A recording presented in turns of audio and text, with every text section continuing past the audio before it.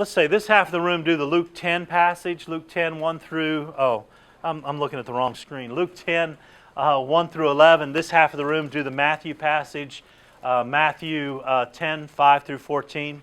And I want you to ask two questions.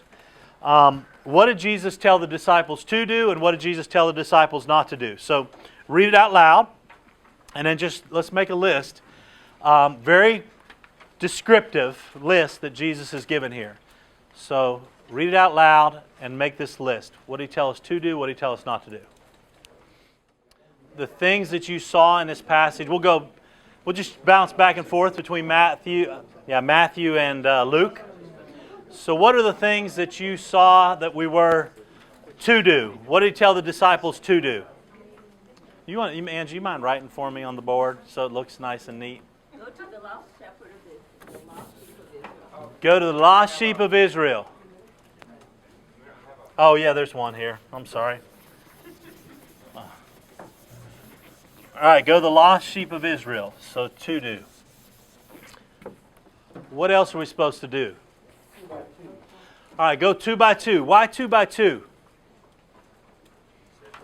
Jesus said to. That's enough. He said to. What are some good reasons to go 2 by 2? 2's better than 1. Teamwork. Accountability. Encouragement. I think it's also a good way to train another person.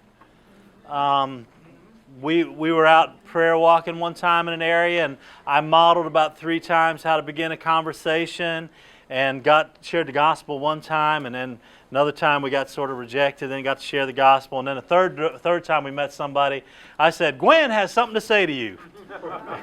And then she was fine. She was beautiful. It just worked perfect. So yeah, I think modeling could be another thing that is really important in 2 by 2. So accountability, modeling, and then that encouragement you get, praying for one another. All right. What else do we find? To do. Proclaim the kingdom. Proclaim the kingdom. So we got a message. So we're going to proclaim the kingdom. What else? Raise the dead. All right, yeah, raise the dead. What else are we supposed to do when we raise the dead? Cleanse the lepers, heal the sick. Heal the sick, cleanse the leopards, Drive out those demons. drive out the demons. All right, so I always sort of describe this, there's a holistic side of what we're doing, right? One of the things we found is really fun with this thing is we'll ask this question: if God could do a miracle in your life today, what is it? And if so, can I pray for you? And you wouldn't believe how many times God set us up, because we got to pray, and we'll practice that with y'all. But we got to pray, and then actually God stepped in and did something miraculous. Sometimes gave somebody a job.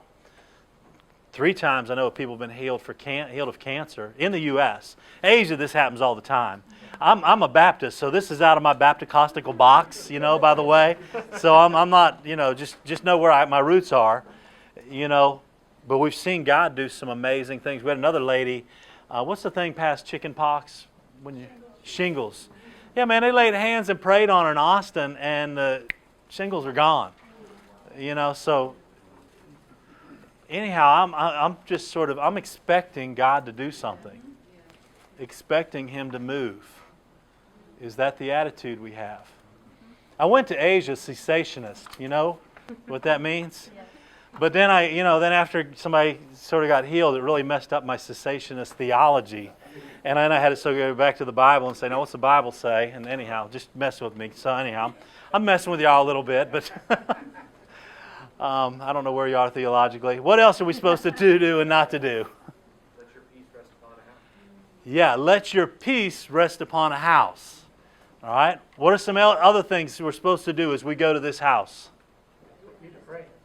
Pray. Stay. Pray, stay, your peace. All right, eat. Don't you like that one? Eat whatever they put before you, unless it's snake and, and all kind of crazy stuff. All right? Eat, yeah. Eat the snakes. I'd rather eat a snake than get bitten, so I'm all about the eating thing. It's like revenge for mankind. Revenge from the garden, Yeah, I ate a snake. I'm bad. All right, what else are we supposed to do? Search for a worthy person. All right, searching for this worthy person, this person of peace, this house of peace. Probably your translations will say either worthy person, house of peace, or person of peace. That's usually tends to be the three translations there.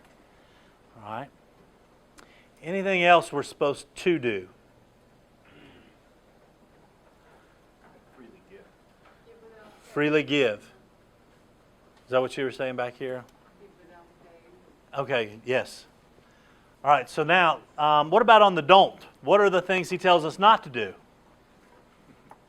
Don't take your baggage. Don't take your baggage with you. Don't take all your stuff, right? Don't take your extra bag, your coat, your shoes, your money. Why? Why would Jesus tell him not to do all that? Trust in Him. Total trust. Yeah, I think total trust in Him, isn't it? You know, because that's always a temptation. Is we get ahead of God, and I'm gonna fix everything up. Especially men, we're fixers, so we're gonna fix everything up, take care of everything. He's saying, man, I don't want you to take anything.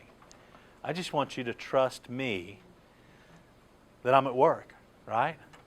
Back to Luke 10:2, praying that He's at work. It's not safe here neither purse nor scrip nor shoes to salute no man by the way. Because I'm thinking, if you start traveling, you want to take a coat, you want to take an extra pair of shoes and all of that. And the intention is to make disciples. He's saying, your intention is, I want you to go so far, but I don't want you to go any further because if you go in that town and make a disciple, they're going to go extend it further on out.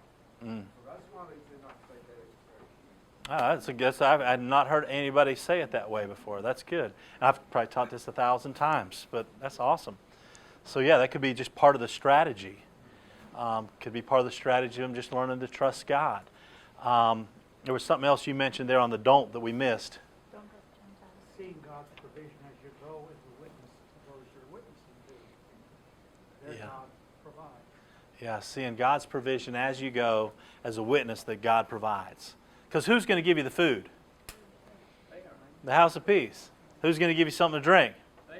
All right. Who's going to set you up with a place to stay? They are, yeah. So God's got it all covered right here, right? Anything else we're not supposed to do? All right, don't go house to house. Now that's sort of weird, because what do we normally do? We go house to house, right? All right. Well, how do we reconcile this idea of this peace rests here, searching for the person of peace? When you go to the house, you stay in the house, versus don't go house to house. What's Jesus communicating here? I think he's saying, don't have that on your agenda. Remember, let the Spirit lead you. And as you stay there and develop a relationship, and don't go until the Spirit leads you out. Okay, don't go until the Spirit leads you out. Invest in that house. Stay in that house. Invest some time there. Invest in the relationship. Love. Fulfill the second half of the Great Commission if you don't stick around. Yeah. The teaching them to obey all I have commanded you. Yeah, if we do the scattering, and we scatter and lots of people pray prayers, but then we don't gather or spend time investing in them, we've missed a huge chunk of the Great Commission. This make disciples part, right? And so He wants us to invest in the persons, the people. What are some other reasons why He might tell us not to go house to house or to stay in a house? Disciple the whole house. Disciple the whole house, yeah. Whole households coming to Christ. Whole households being discipled. Yeah, that's what I was going to say. Reaching the other folks in the house or in that area. Yeah. Yeah, there we go. So we want to see, one, the whole household come to Christ, and then we want to see the household then begin making disciples in the area. Maybe that's why we don't go house to house. Because then who knows the neighbors? Yeah, that local house has a whole relational network within that. Now, in a place like that or in South Asia, you do know your neighbors because that's the way you live. Now, we live in a context where we don't. But there is still relational networks, right? It just may not be your neighbor, but there is relational networks. So what do we want to reach then? The whole relational network. That's the goal, is we want to reach that whole network. So we're going to get into a house and stay. The hard thing with this question about the whole person of peace, house of peace, is what does that look like in Atlanta, Georgia? Isn't that where you sort of get stuck? You know, okay, yeah, somehow maybe in the first century this works. What's that look like in my backyard? How do I apply it? Can we say, first of all, though, would you agree? We got Luke 10:2. He promises that He is at work in your community, right? So could we just agree with the biblical principle that God has prepared a person of peace in your community? Can we agree with that part? All right, yeah. Well, then what we know is this: there's going to be a lot of different ways we're going to have to find this guy, right? But we know biblically, scripturally, spiritually, there's persons of peace, house of peace in your neighborhood. All right? And if we agree upon that, then we just got to figure out how's it happen. Now, what we many times want then is give me a methodology. And it's great. We have some methodologies that are working. But what's better is let's grab the biblical principle and then we just ask the Spirit, how are we going to do this? What does this look like in my context? Because it might be a little different. Thank you for that's so legible. It wouldn't have looked that legible, and I guess I could do. Could have done that, but it's more fun writing on a whiteboard.